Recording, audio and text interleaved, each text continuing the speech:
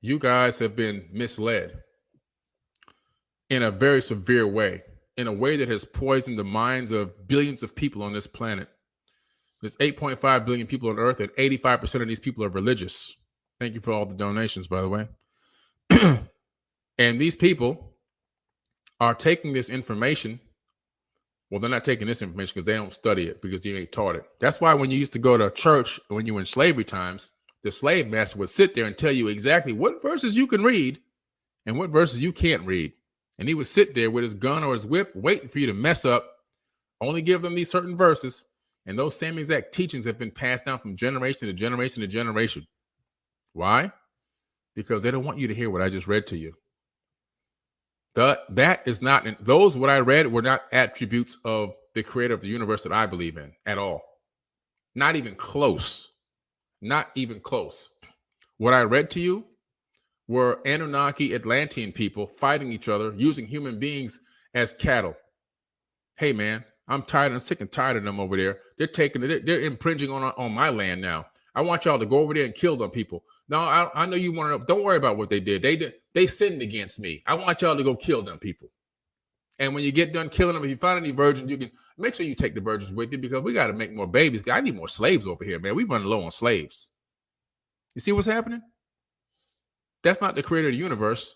That is a human being called an Atlantean Anunnaki, a Homo sapien, I should say, not a human being, but a Homo sapien, masquerading as a god, telling you people what to do and run and go do this, and you run and go do that. Thus saith I, and you people run out and go do this foolishness. And you're still doing the same garbage still to this very day. Running around, committing egregious acts against people based off of what's in this book that you know nothing about. Nothing about. Let me tell you what the Nag Hammadi said. Let me tell you what they said. And it's the same hypothesis I came to. And I'm going to tell you in a story that actually happened to me in real time, in real life. I was sitting at the beach and this guy walked up to me.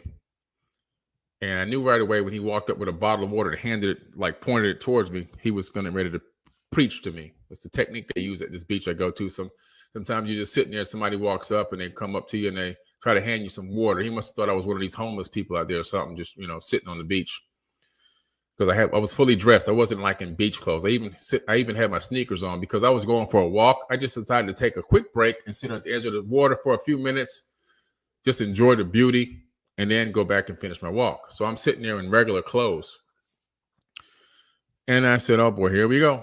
I'm gonna let him go ahead and talk. He started trying to preach to me. Do you take Jesus Christ as your Lord and Savior and all this other stuff? Yada, yada, yada. And I said, no. He goes, why not? Do you know the power of the Lord? I said, listen, the reason why is because I am God. The guy jumped back. Whoa. I said, yeah, I'm God, and you're God too. We're all God. Every single one of us is God, walking in the flesh, trying to learn what it is to experience life in the third dimension. So the guy tries to go back in. He tries to start telling me more stuff. So I started asking him stuff about the Bible. I said, make a long story short about this. I said, you know what? Tell me all about this Satan entity that's in the Bible, this devil, the Satan, the devil. Tell me all about him. Okay. He says, well, he's evil. He was a second hand to God at one point. He's there's nobody smarter than him other than God. He was a right hand, and he's not even an angel. He's a cherubim, and everywhere he went, music followed him. He was a genius, and blah blah blah blah blah, and he's got all these powers and so forth and so on. I said, oh, interesting. That's interesting. Pretty smart guy, huh? Yeah. Oh yeah. So wow, that's why you need salvation. You have to. Oh, okay, I get it. Okay, so you're saying that this entity has a high IQ then, really, really high, higher than any human. Oh, yes. Oh, absolutely. This guy is a genius. Oh, really? Okay, genius. Well, answer me this then. So in the Bible that you got in your hand, what happens to this being? Oh, he commits these acts that are all prophesied in this book, and at the end, he's cast into a lake of fire for all eternity. I said, really? Okay. This is interesting stuff you're telling me. And I said, so this being with this super high intelligence that's almost on the same level of God, it has all this power and everything else, and it can go around the planet and be in everybody's mind and all at once, and has all these amazing powers and can do all this amazing stuff. He's going to follow the prophecies written by human flesh and blood human beings on a piece of paper to his own demise. Oh, yes, it is. Yes. I'm sorry, man. I don't believe that. What more than likely is happening is that entity that you're running from is the one that orchestrated the way this text and this book is put together, so that you can run to your own demise. In the end, what's happening is you're following and worshiping the same entity and demon that you're running from.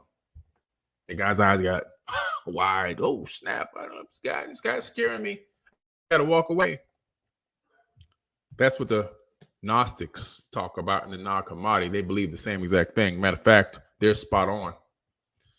What Christians are doing is they're unwittingly being fooled and tricked into literally saying and praying to the same entities that have nothing to do with salvation.